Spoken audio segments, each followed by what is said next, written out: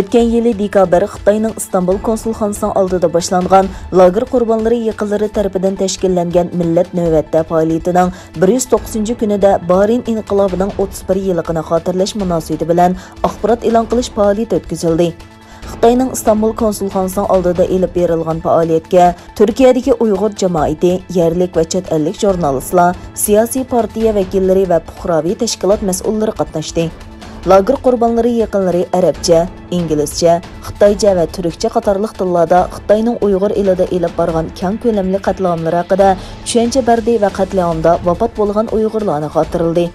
Shuning bilan birga dunyoning har qaysi joylaridan Barin shahidlarini xotirlash va Xitoyning irqiy qirg'inchiligiga qarshi turish faoliyatlari o'tkazildi.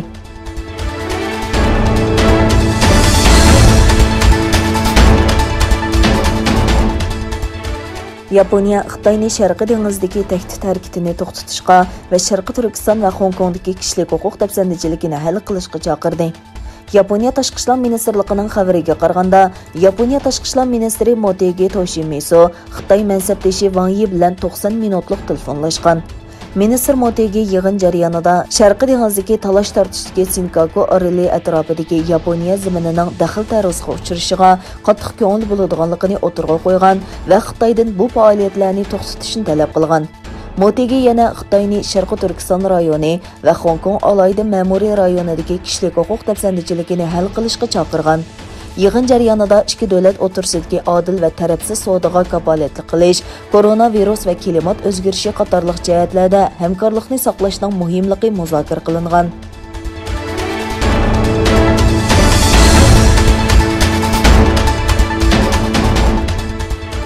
Germaniya ishçilari Uyg'urlarning haq-huquqini qo'g'dash birlashmasi qurib, Xitoyga qarshi namoyish olib bordi. 3 aprel Germaniyaning Ingolstadt shahridagi German yoshlar o'zligidan qo'zg'alib, Uyg'urlarning haq-huquqini qo'g'dash birlashmasini qurib, Uyg'urlarga irqiy qirg'inchilik yurgizayotgan hokimiyat bilan bo'lgan hamkorlikni to'xtatinglar degan shior ostida namoyish olib borgan. Bu namoyishni markaziy Myunxen shahrida bo'lgan Dunyo Uyg'ur qurultiyi qo'llagan va namoyishdan ilgari Dunyo Uyg'ur qurultiyi raisi Dolqinaysa apandi nutq so'zlab, Germaniyadagi Uyg'urlarni bu qitimqi namoyishga germanlar bilan birlikda ishtirok qilishga safarbar qilgan. Namoyishda Xitoyning Uyg'urlarga yurgizayotgan irqiy qirg'inchilikka qattiq ayblanish bilan birga Ingolstadt shahridagi Kongzi institutini taqashmi talab qilingan.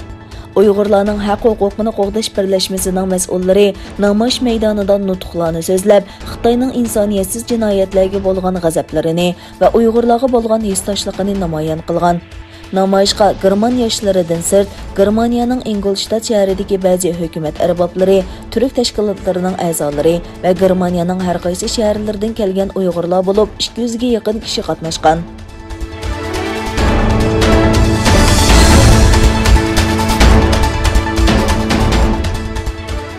Şivisiyaning dunyoga donglik H&M şirkati Uyg'ur majburiy emgak masalasidagi so'zi tufayli Xitoy doiralari va Xitoy taratqullarining hujum nishoniga aylanib, Xitoydagi 20 dak do'konini taqishga majbur bo'lgan.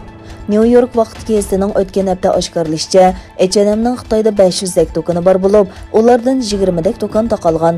Tayvan taratqullarining xabarlarida bu do'konlarning ba'zilarining ijara berguchi o'rinning to'xtamini buzib, do'konni qaytarib olishi sababli taqalganligi bildirilgan.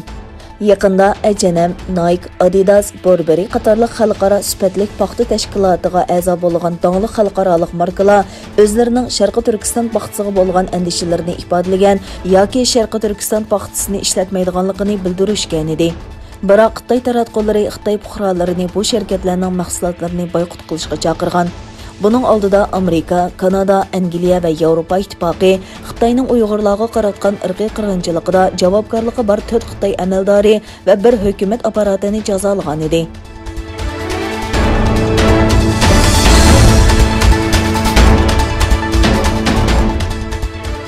Бېрмىدا harbiy siyosiy o'zgarish va saylangan hukumat a'zolarining tutib turilishiga qarshi namoyish davomlashmoqda. Bexatarlik qismlarining aralashishi natijasida hayotidan ayrilganlarning soni 572 yetdi. Siyosiy mahbuslarga yordam berish tashkiloti kundalik dokladida yaqinqi 24 soat ichida yana 6 kishining qazo qilganligini e'lon qildi. Dokladda qazo qilganlarning umumiy sonining 572 yetganligi va 2728 kishining qo'lga ilinganligini bayon qilgan. Yana bir tarafdan Bermining sharqidagi Shan o'lkasining Tayland chegarasida yashaydigan nurg'un fuqarolar armiyaning bu rayonga havo hujumi elib berish ehtimolligiga qarata uy makonlarini tashlab qochmoqda.